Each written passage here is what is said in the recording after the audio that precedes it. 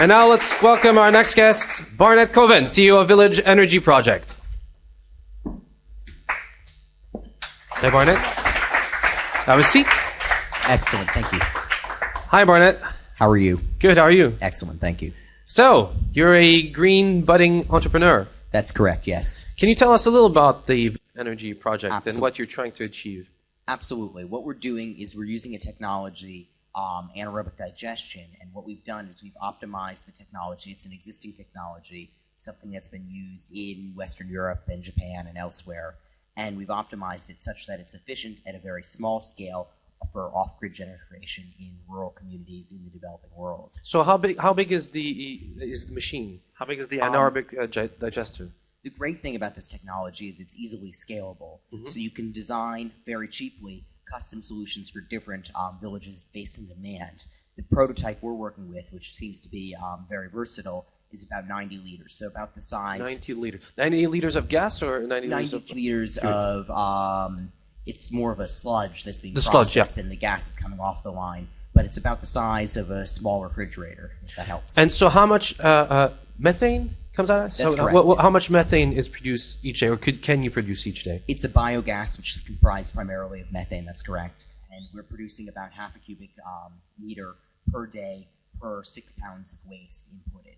And that's, again, dependent on a number of different conditions, but that's a pretty good average. And so is that enough to heat and cook for an average size family, or what are the parameters of that? Yes, for an average sized family in a rural village in the developing world, the energy demand is very low. So this is more than enough to accomplish that goal. Something we want to do in the future is put in larger systems, because there is an abundance of waste materials which can be converted to energy, and then couple these installations with other technologies, for example, modern irrigation equipment that is energy intensive or things of that sort. So we're not just meeting an energy demand that's there, but also providing for additional development with additional technologies that... So what sort of waste do you put in the digester? Is it human waste? Is it excrement? What is it? It's a microbial process, and it's capable of breaking down anything that's biodegradable. We've shied away from human waste just because of health and safety concerns. Right. But it would theoretically work. Theoretically, yes. What we've been focusing on for safety concerns is agricultural waste, waste material from harvesting and whatnot, and also animal waste, where there are communities that have large populations of different animals, be it pigs or cows or whatnot. And so when did you start this project? That's a difficult question to answer. I started the research about 5.5 years ago. Right. And at some point... At university? Yes. Yeah. It was an academic exercise, a purely academic exercise. And simultaneously, I had done some volunteer work in Peru, in Ica, Peru. Right. And I realized that this technology was an ideal solution for some of these communities. And only recently, I would say in the last year or so, has this project developed. And we're still in the development phases, but I think we have something good going here. And so what are the key challenges for you to scale your company? Is it financial? Is it capacity building? Is it reaching out to the right governments? Those are all good challenges. Okay. Yes. So what's your main one? I would say the main one is certainly the financial challenge. Right. But I think we've had some small successes recently, and I'm confident that we're going to receive the funding needed to get these projects going on a large scale. How much funding do you need? That's a good question. I think we can get this... Pitch to the investors that are watching us. It would be excellent to get 100,000, perhaps 200,000 US dollars to start off. All right. It's not a huge amount of money, and the way we'd like to do the pilot project is such a way in which that you start off with a pilot project in country. Village Energy will, of course, provide for free to these local communities a small number of units. It's very difficult for us to go in and say this is a great technology, even though you've never heard of it, you should invest in it. So we'll provide these units free of charge to these communities, show them how to operate them, set it up, do all that, do the monitoring. After about a year to 18 months, once the users see that it's something useful and something that they would like and that's something they benefit from, we're helping them to establish, we're providing seed funding and also training so that local entrepreneurs can establish their own business and create additional units locally. There's a huge cost benefit because the largest input in producing these is labor, and the labor prices are much smaller.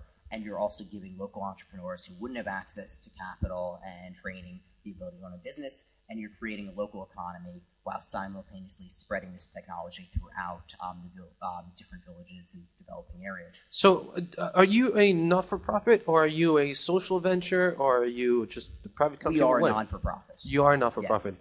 So, who initially will pay for those? Is it like consumers or businesses? How are you going to transfer the money to your digester, to your technology? Excellent. The funding sources we've looked at right now, there are a couple different venues. We've talked to some seemingly very generous individuals who are potentially interested.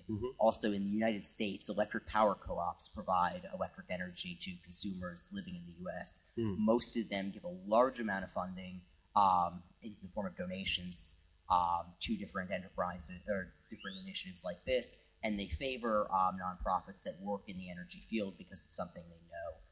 We've also looked at different foundations that don't specifically have an energy theme, but that have money. So.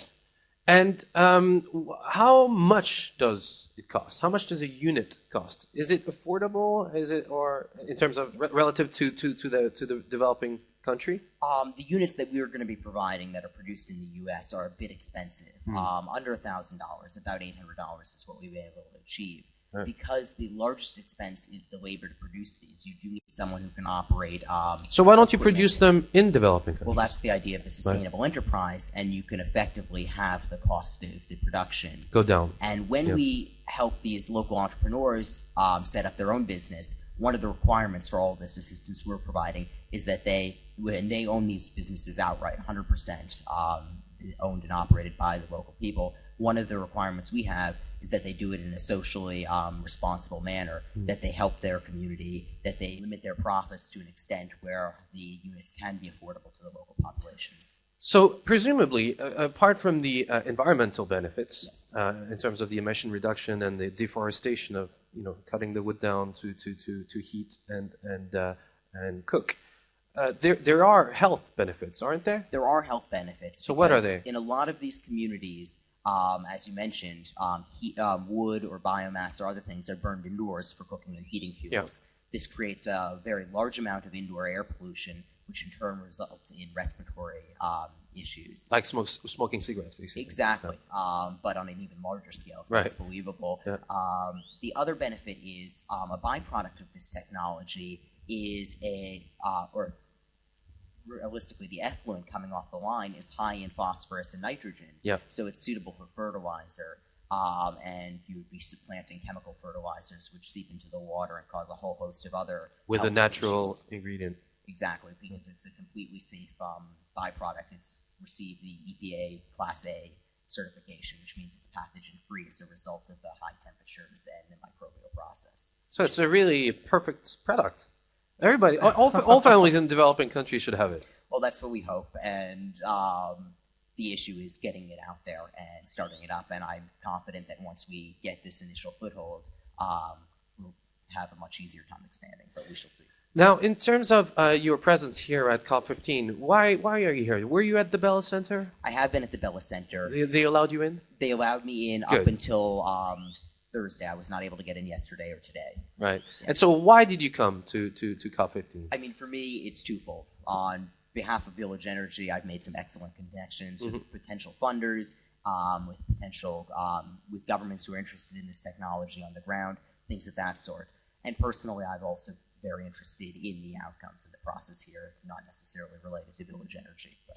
So as an American, what have you heard from the American delegation, and what are your expectations of President Obama here? I mean, I think having Obama here definitely shows the world that the U.S. is committed to some extent. What I think it's important to understand is Obama would not ratify this whatever comes out of the process without the climate to the bill. U.S. Senate to make this determination. So him being here is not the end-all, be-all. And even though I do sound pessimistic, I think there are a lot of areas for improvement and also for hope. Yeah. What do you think is going to come out at the end of the day? Do you think there will be some sort of agreement, or what's your take on it? I'm hopeful that there will be some sort of agreement. I don't think it will be this all-encompassing, legally binding agreement that many had hoped for.